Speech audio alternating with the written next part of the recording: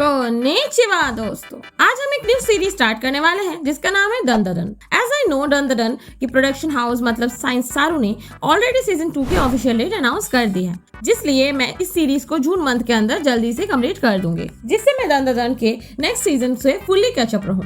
तो बिना किसी देरी के चलिए शुरू करते हैं। एपिसोड 1 की स्टार्टिंग होती है हमारे फीमेल एमसी मोमो से, जिसका बॉयफ्रेंड उससे पैसे मांग रहा होता है ताकि वो मोमो को ही डेट पे ले जा सके। भाई इतना झंड फकीर तो मेरा भाई भी नहीं है, बट मोमो के उससे पैसे ना देने पर वो मोमो पर अपने Haryanvi breathing first form abortion kick use करता है और उससे ब्रेकअप कर अपने रास्ते चल पड़ता है। मोमो क्लास में अपने दोस्तों के पास रोने लगती है कि उसका ब्रेकअप हो गया है, उसके पहला बॉयफ्रेंड था वगैरह वगैरह। बट उसके दोस्त उसे कुछ भाव नहीं देते, बल्कि कहते हैं अच्छा हुआ, वो वैसे भी सही लड़का नहीं था। अपने सहेलियों से बात कर मोमो स्कूल हॉल में घूमने लगती है, बट तभी उसकी नजर क्लास में बैठे एक लड़के पर जाती है जो वाटर ओवरफ्लो की मानवा पढ़ रहा था। बट उसे दूसरे बच्चे बुली कर रहे थे बिकॉज वो हमेशा अकेले रहता है वगैरह। मोमो को ये देख कर बुरा लगता है, तो वो उसके पास जाकर बैठ जाती है, जो देख वो बाकी लड़के वापस अपनी सीट पे जा बैठते हैं। मोमो वहाँ रुक उस लड़के से थोड़ी बात करने लगती है, बट ओवरफ्लो एनिमे से ऑब्सेस्ड मोमो को वाटर फ्लो की मानवा बिल्कुल पसंद नहीं है, तो वो वापस अपने क्लास के रास्ते निकल पड़ती है। मोमो हॉल के रास्ते अपने क्लासरूम की ओर जा रही थी, बट तभी हमारा लौंडा ओकारुन उससे पीछे से बुलाता है। मोमो उसके बुलाने पर थोड़ा रुकती है,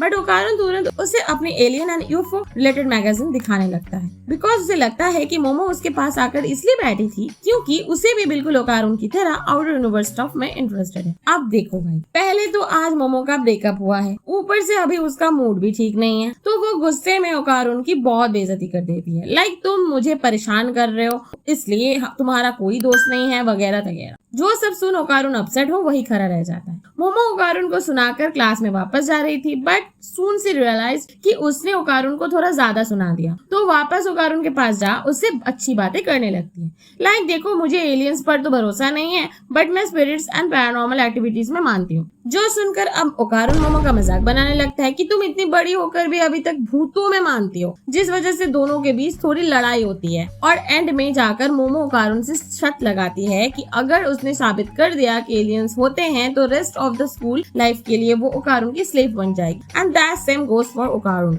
अब एलियंस की एग्जिस्टेंस साबित करने के लिए ओकारुन मोमो को एक ओल्ड ऑफिस बिल्डिंग में भेजता है जहाँ हाल ही में एलियंस के होने की खबर मिली थी, और दूसरी तरफ मोमो ने ओकारुन को एक ओल्ड प्रोहाइबिटेड टनल में भेजा था जहाँ हमेशा कोई ना कोई पैरानॉर्मल एक्टिविटीज होती रहती है। As a proof and safety purpose दोनों एक दूसरे से कॉल पे कनेक्ट रहते हैं और थोड़ी बातचीत करते रहते हैं, जिस दौरान हमें पता चलता है कि मोमो के पेरेंट्स बचपन में ही गुजर चुके थे, जिसलिए उसकी फैमिली में बस उसकी दादी है। Also momos granny is a spirit medium. Point to be noted, spirit medium वो चुनिंदा लोग होते हैं जो स्पिरिट या गोस्ट के साथ कम्युनिकेट करने का दावा करते हैं। मोमो बताती है कि बचपन में उसकी दादी उसे स्कूल पहुंचने तक एक अजीब सा रिचुअल परफॉर्म करने को बोलती थी ताकि कोई भी स्पिरिट या डार्क सोल मोमो का नुकसान ना पहुंचाए, बट इसलिए मोमो के सभी फ्रेंड्स उसका मजाक बनाने लगे। इवन उसका चाइल्डहुड क्रश भी उसका मजाक उड़ाता था। मोमो इन सब से तंग आ चुकी थी, तो उसने खुद की दादी से बहुत लंबे वक्त तक बात नहीं, बट देन मोमो रियलाइज कि उससे इस बात की कोई दिक्कत नहीं थी कि उसके दोस्त उस पर हंसते थे,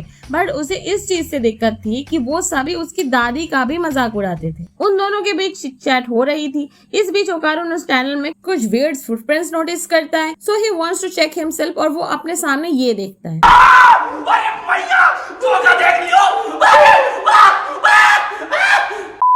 ओकारुन उस डरावनी औरत को इतने पास से देखने के झटके से बाहर नहीं आ पा रहा था। इतने में वो औरत ओकारुन से कहती है, अगर तुम मुझे अपना पीपी दोगे तो मैं तुम्हें अपना पॉम पॉम पीने दूंगी। वाह, पता नहीं मेरा भाई मुझसे क्या क्या बुलवाता रहता है। ओकारुन अपनी इस गोल्डन अपॉर्चुनिटी से मुंह फेर दूसरी ओर भागने लगता है, बट वो बुढ़ी औरत उसे तुरंत पकड़ लेती है। मोमो कॉल पर ओकारुन की चीख सुन उसकी मदद करने बिल्डिंग से बाहर जाने लगती है, बट तभी उसके पीछे 3 मोटे भद्दे आदमी आ जाते हैं। मोमो उनको देख डर से भागने लगती है, बट वो तीनों मोमो को पकड़ उसके कपड़े फाड़कर उसे एक चेयर से बांध देते हैं। मोमो उनसे पूछती है आखिर उन्होंने उसके कपड़े फाड़कर यहाँ क्यों बांध रखा है, जिस पर वो लोग बोलते हैं कि वो तीनों अपने प्लैनेट सेराफिम से यहाँ पृथ्वी पर कुछ रिसर्च पर्पस के लिए आए हैं। और तुम जरा सोचो इनका रिसर्च पर्पस क्या हो सकता है। एक्चुअली इनका प्लैनेट सेराफिम से अब फीमेल्स के नामो निशान मिट गए हैं, जिस कारण ये लोग यहाँ पृथ्वी पर फीमेल ब्रीडिंग ऑर्गन्स कलेक्ट करने आए हैं ताकि वो लोग उस पर अपनी रिसर्च कर सके। फिर ये एलियन अपने इविल प्लान रिवील करते हैं कि इन्होंने मोमो को यहाँ बांधा है ताकि ये लोग अपने आर्टिफिशियल पीपी से मोमो के साथ ब्रीडिंग कर सके, जिसके बाद ये लोग मोमो के बॉडी से उसके फीमेल ब्रीडिंग ऑर्गन्स बाहर निकालेंगे। मोमो उन एलियन की ये सब बात सुन डर से चिल्लाती रहती है, पर वो एलियंस अपना काम करते रहते हैं। उनमें से एक एलियन मोमो की बॉटल कैप बस ओपन करने ही वाला था, बट तभी नीचे गिरा मोमो का सेल फोन बज उठता है। एक एलियन फोन के पास जा कॉल रिसीव करता है, बट कॉल करने वाला बंदा कहता है,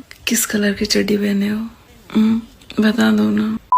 उनमें से एक एलियन मोबाइल के पास जा कॉल रिसीव करता है, पर वो भूतिया औरत सेल फोन से बाहर आ सीधा उस एलियन को ही पेल देती है। ओकारुन को सेल फोन से बाहर आता देख बाकी दो एलियंस वही खड़े सोचने लगते हैं कि आखिर ये टेक्नोलॉजी हमारे पास क्यों नहीं है भाई। एक एलियन उसे रोकने का ट्राई करता है, बट एलियन के कुछ समझने से पहले ओकारुन उसका पीपी काट लेता है। भाई यहाँ हो क्या रहा है? ओकारुन की ये यूनिक फाइटिंग स्टाइल देख बाकी दोनों एलियंस भी अब हमले की तैयारी करते हैं, पर ओकारुन फिर से उनमें से एक एलियन का पीपी खा जाता है। बट आखिर में एक एलियन अपनी पावर से ओकारुन को दीवार पर दे मारता है। ओकारुन की ये पावर्स देख अब वो एलियन ओकारुन का पीपी भी मांग बैठता है। इवन ओकारुन भी हाँ कर देता है कि हाँ भाई तुमको मेरे साथ जो करना है करो, बस तुम मोमो को जाने दो because she is my only friend. Okarun की इन बातों से मोमो को कुछ फ्लैशबैक आने लगते हैं, जिसमें मोमो के चाइल्डहुड में उसकी ग्रैनी उसे अपनी बॉडी की स्पिरिचुअल पावर रिलीज करना सिखा रही थी, बट मोमो उसमें लगातार फेल होती रहती है। मोमो वो सारी बातें याद कर दोबारा ट्राई करती है एंड शी सक्सीड। मोमो अपने स्पिरिचुअल पावर से वो कुर्सी तोड़ उस एलियन को अपनी एक किक में दूर फेंक मारती है। मोमो रास्ता क्लियर कर अब ओकारुन की मदद करने पीछे घूमती है, पर उस बुढ़िया के कंट्रोल में होने के कारण ओकारुन उल्टा मोमो पर झपट्टा मार देता है। मोमो अपनी पावर से उस स्पिरिट को वापस ओकारुन की बॉडी में सील कर देती है, बट जाने से पहले वो औरत अपनी ट्रू फॉर्म में आ मोमो को धमका जाती है कि मैंने इस लड़के का पीपी चुरा लिया है और अगर तुम्हें वो वापस चाहिए तो तुम्हें उसी टनल में वापस आना होगा। बट मोमो उस औरत से आगे कुछ बोल पाती इससे पहले वो यूफो सीधा जाकर बिल्डिंग से टकरा जाता है, बट लकीली मोमो और ओकारुन दोनों सेफली बाहर निकल जाते हैं। यूफो से नीचे आते ही तुरंत दोनों वापस से उसी टनल में जाने का फैसला करते हैं, बट तब तक सुबह हो चुकी थी तो वो दोनों अभी के लिए ये प्लान पोस्टपोन करते हैं। ऑल्सो मोमो के पास पहनने के लिए कपड़े नहीं होते हैं तो ओकारुन उसे अपनी यूनिफॉर्म पहना देता है, जिससे मोमो थोड़ा ब्लश करने लगती है बिकॉज उसका फेवरेट एक्टर केन ताकाकुरा ने भी अपनी किसी मूवी में बिल्कुल ऐसे ही करा था। मोमो अपने फैंटेसी वर्ल्ड से बाहर आ ओकारुन से उसका फर्स्ट नेम पूछती है बिकॉज अब तक मोमो सिर्फ उसका निकनेम पुकार रही थी। मोमो के पूछने पर ओकारुन भी अपना नाम बताता है, बट ओकारुन का रियल नेम सुनकर मोमो मैं केन ताकाकुरा हूँ।